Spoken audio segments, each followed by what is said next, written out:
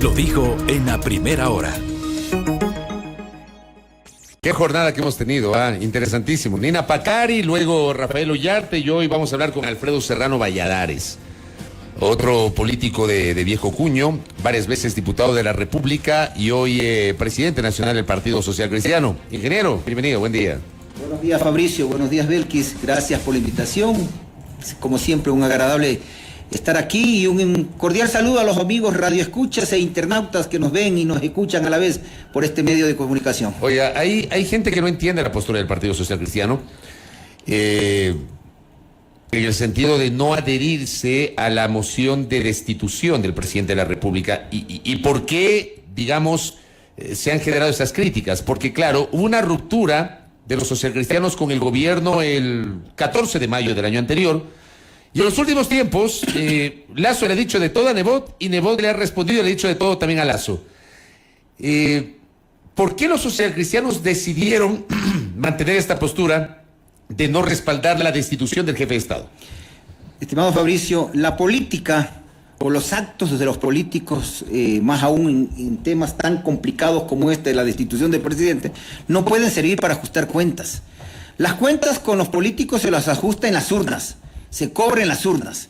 De manera que, si bien es cierto, hemos sido durante este año un mes de gobierno, no solamente fruto de los insultos, de calumnias, mentiras, improperios del presidente de la República, sino también pues de esa guardia de choque que creó el gobierno, de algún grupillo de periodistas, ¿sí? Que alimentados por el régimen se dedicaron a la tarea durante todos estos 11 meses de denigrar al Partido Social Cristiano. Nosotros los llamamos la guardia de choque. Sin embargo de ello, Fabricio, si bien es cierto, cualquiera podría decir, bueno, esta es la oportunidad que tiene el PCC de ajustar cuentas. También es cierto, en este medio al cual usted gentilmente me ha invitado en otras ocasiones, lo dijimos en reiteradas ocasiones, y nuestro líder también lo dijo, después del fatídico 13 de octubre, cuando, entrevistado por uno de los de la Guardia de Choque, el presidente de la República dijo que Nebot era mafioso, era parte de un triunvirato de conspiración, y desde allí hemos emitido 12 boletines de prensa.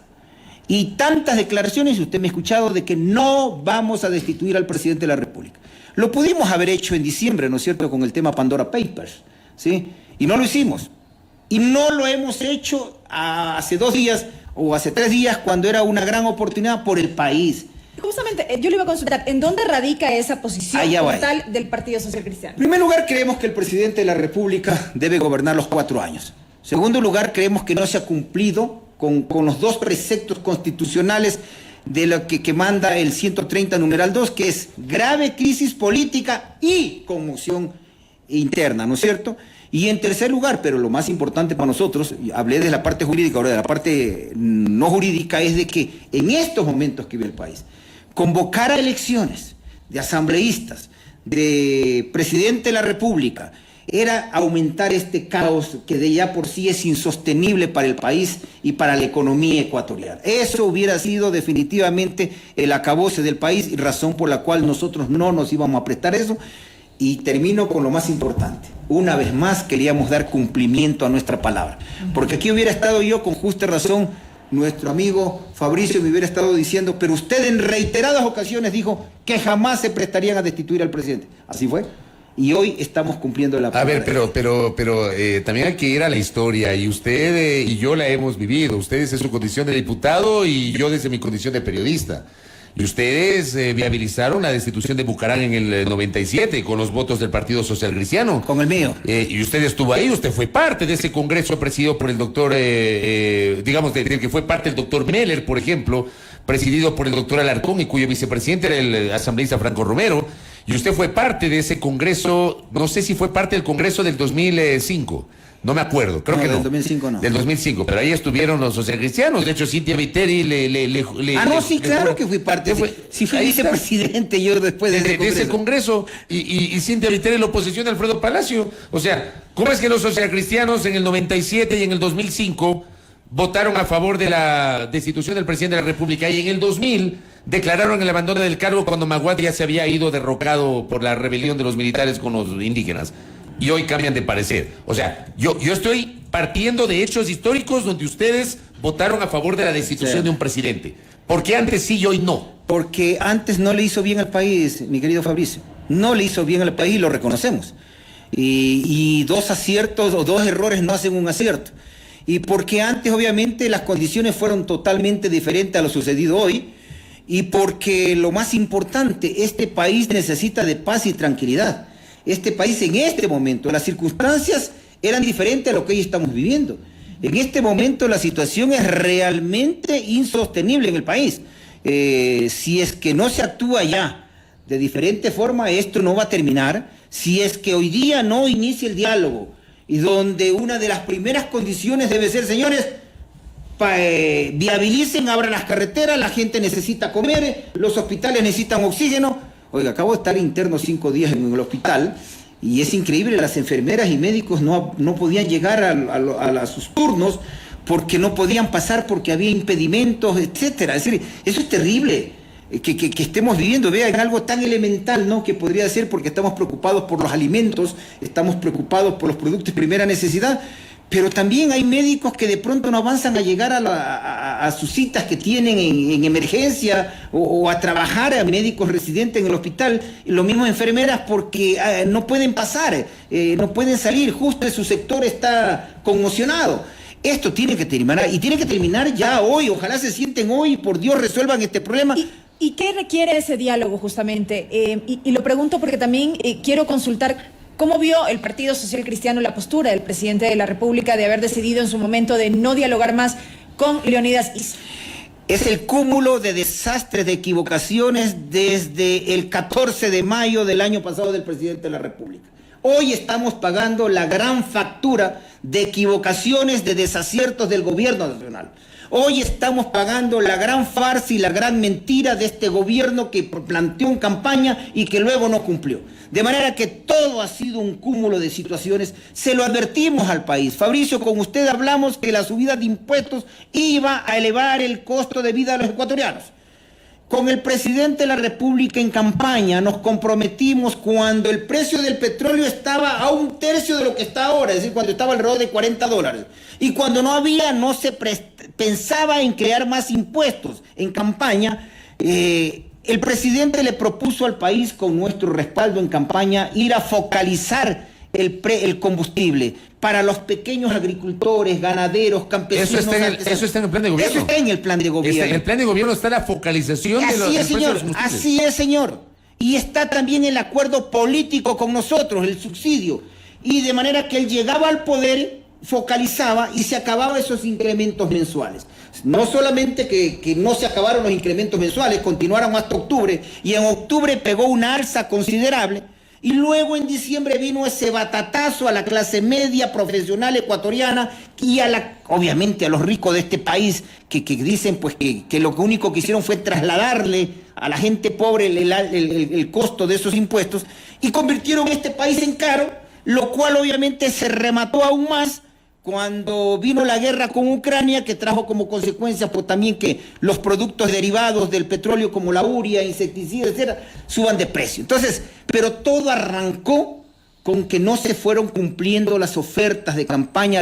Oye, para nosotros lo que usted le ofrece en campaña al pueblo es sagrado. Si no, no le ofrezca. Si usted no lo va a cumplir, no debe ofrecerle. Y le hemos venido exigiendo al presidente de la República aquí y en todos los medios de comunicación donde está un dirigente social cristiano que cumpla, pero no cumplió, hizo al revés. No solamente que no iba a subir impuestos, digo, por el contrario, dijo que iba a bajarlos en $3.000 millones, sino que lo subió en $1.800 millones, ¿no es cierto? Entonces, allí en la propuesta de campaña y en acuerdo con nosotros llegamos a que había que focalizar el subsidio para la gente pobre, porque yo no he estado de acuerdo, nosotros no estamos de acuerdo, que los ricos se beneficien del subsidio de los combustibles, que esto tiene que ir a los pobres exclusivamente. Quienes en campaña política y por nuestra vida sabemos cómo llegar a esos sectores, vemos cómo subir el precio de la gasolina en una camioneta de los indígenas que van de parroquia en parroquia dejando los productos, tiene su incremento, tiene su costo. Viven de eso. No es cierto, presidente, cuando le dijo a la CNN que porque tienes un vehículo dejas de ser pobre. No,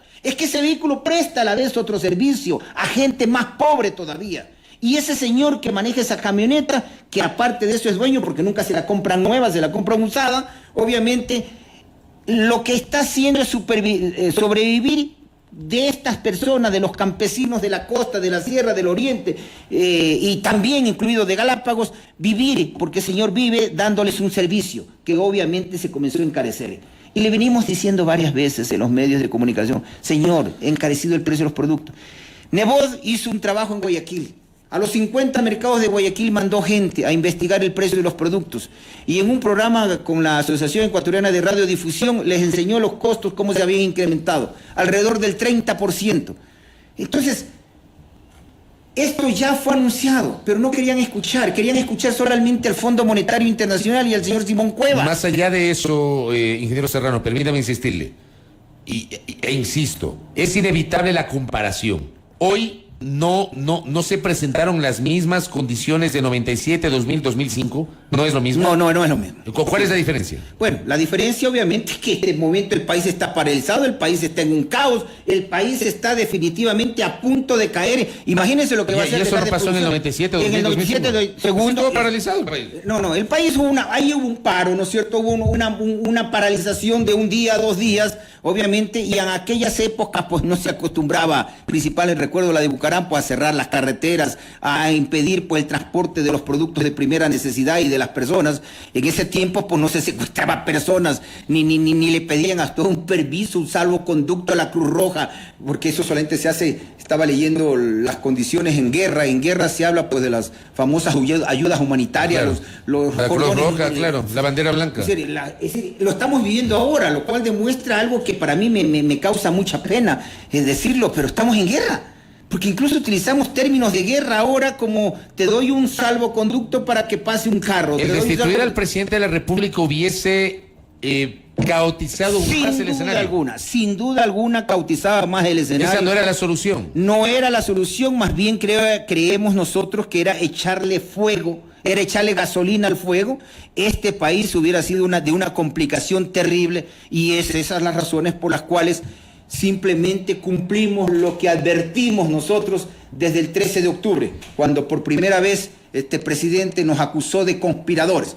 Cumplimos con nuestra palabra y créame... Bueno, hasta mafiosos se ha dicho, ¿no? Entre tantas otras cosas más, sin mencionar la última en Loja, pues, ¿no?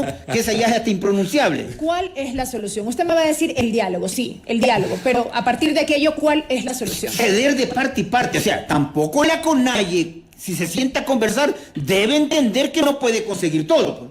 Y el gobierno también debe entender que tampoco se puede sentar a no ceder nada. Aquí tiene que haber sesiones de parte y parte, ¿sí?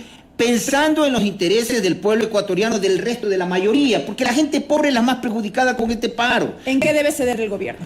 Yo creo que el gobierno, por ejemplo, haber hecho ese incremento de $5 es ofensivo pues, para la gente pobre de este país, para los que reciben el bono de desarrollo. Perdónenme, es ofensivo, ¿no es cierto? Que un gobierno que tiene el precio del petróleo de promedio en $120 y que ha recibido ingresos del petróleo por 1.000 millones, escucha, le quiera dedicar a los pobres apenas $22 millones, por dar un ejemplo.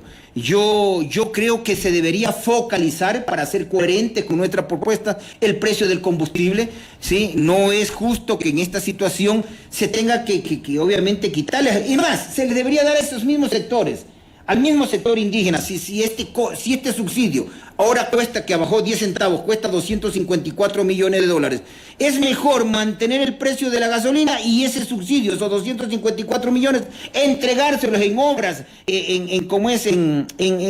en atender servicios de los sectores necesitados de este país, antes que lograr pues que muchos otros se tengan que beneficiar con la bajada del precio de los combustibles. Pero es que justamente ese es el tema medular y sobre lo cual la posición de la CONAIE, por ejemplo, ha sido radical. Sí, yo sé que ese es el tema medular para el señor Issa, y en eso el señor Issa tiene que entender que hay muchas cosas que nosotros quisiéramos en la vida y que no necesariamente se las puede conseguir, porque el presidente de la República no es el dueño de los recursos del Estado ecuatoriano, somos nosotros los ecuatorianos.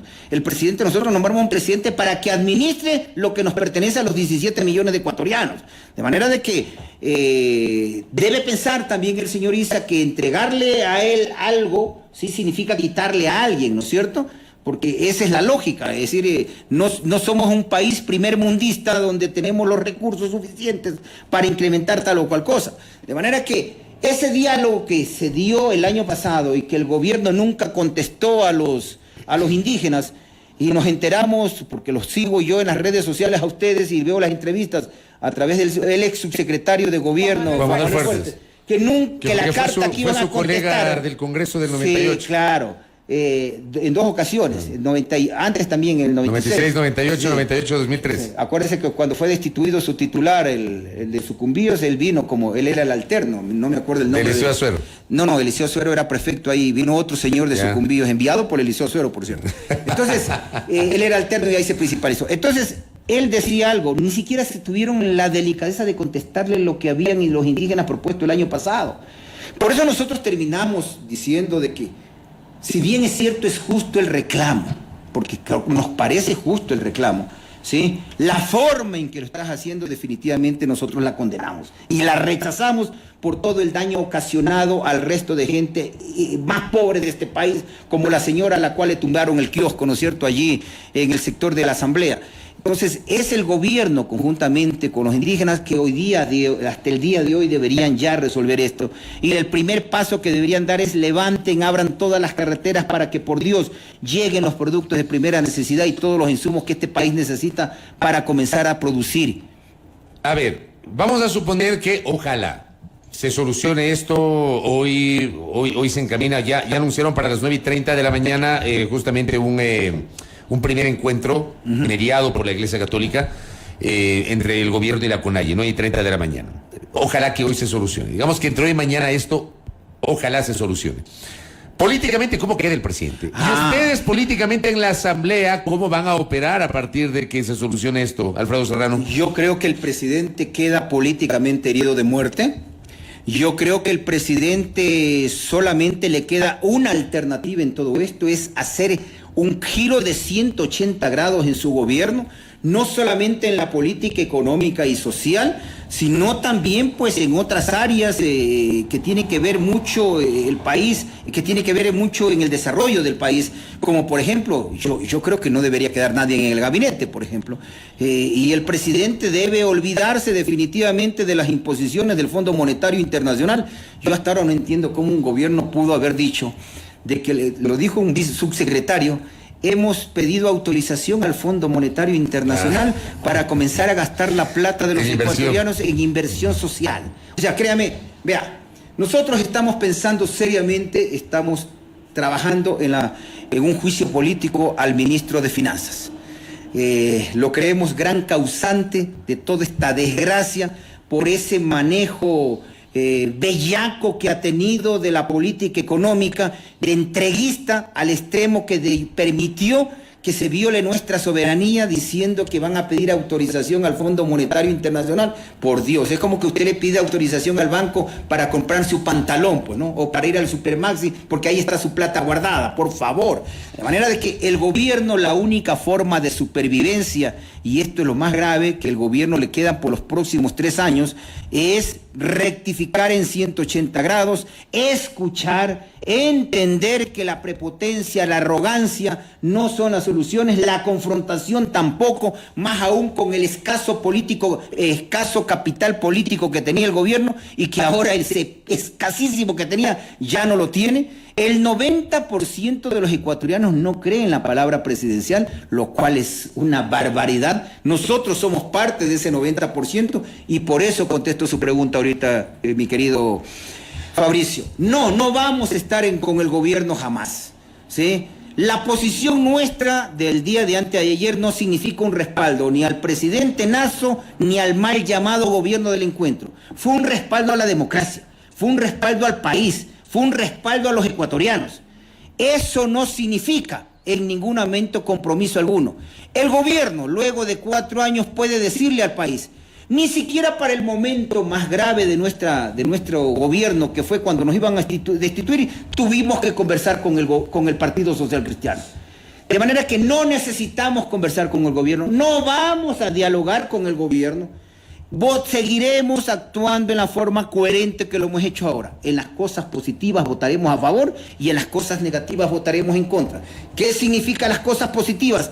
lo que Lasso y nosotros nos comprometimos en campaña electoral a hacer. Si eso él lo pone en vigencia, va a tener nuestro respaldo. Asimismo, si viene con tesis como las que salió el año pasado, de meterle impuestos al pueblo ecuatoriano, lo vamos a seguir combatiendo. Espero que esta vez ya no nos diga conspiradores, porque cada vez que nos oponíamos al gobierno, lo único que decíamos que eran conspiradores. Hoy le hemos demostrado a saciedad que nosotros no somos conspiradores, que nosotros los que somos es defensores de que cumplan con lo que le ofrecieron al pueblo ecuatoriano en campaña electoral. Y nos utilizaron a nosotros como canal para aquello. De manera que usted va a ver de hoy, va a seguir viendo en el Partido Social Cristiano autonomía total, independencia total, 15 votos que van a responder por los 15 votos. Es lo que vamos a seguir haciendo nosotros en la Asamblea. Correcto, y solamente contra el ministro de Economía y Finanzas, ningún otro ministro, con esto cierro, se ha pensado en llevar a juicio político. Por ahora, en política no se puede decir qué pueda suceder mañana. Por ahora nosotros estamos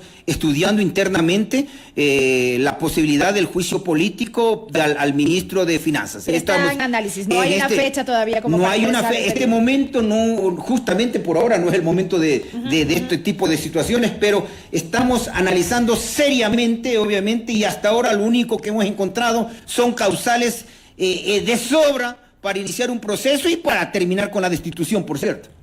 Correcto, ingeniero, gracias por el tiempo. Muy amable. Gracias a ustedes por la invitación, que tengan un buen día. Alfredo Serrano Valladares, presidente nacional del Partido Social Cristiano. Pausa rápidamente, luego deportes, y después hablaremos sobre la situación del sector lácteo en el contexto de esta crisis social. 8:36, esto es A Primera Hora. Primera Plana, todas las noticias, todas las voces.